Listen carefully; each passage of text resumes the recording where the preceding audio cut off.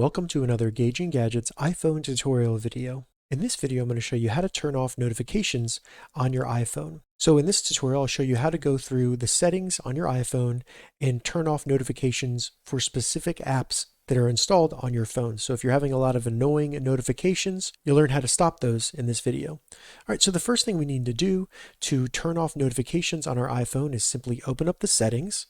So select settings. Once the settings open, scroll down, and near the top you should see notifications. Go ahead and select that.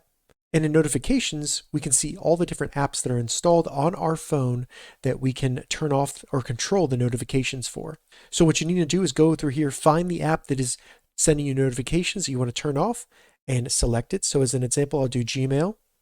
And once you open an app, you can select to turn off all notifications altogether, or if you leave it on, you can scroll down and determine which type of alert will show up. So on the lock screen, in the notification center, or just a banner. You can also turn off sound for those notifications and turn off badges altogether.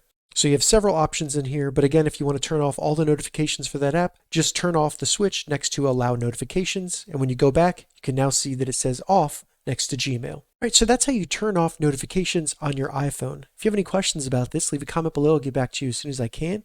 If you'd like to see more iPhone tutorial videos, check the links in the description. If this video helped you, give it a thumbs up, and please consider subscribing to my channel, Gauging Gadgets, for more gadget reviews and tech tutorials. Thank you so much for watching.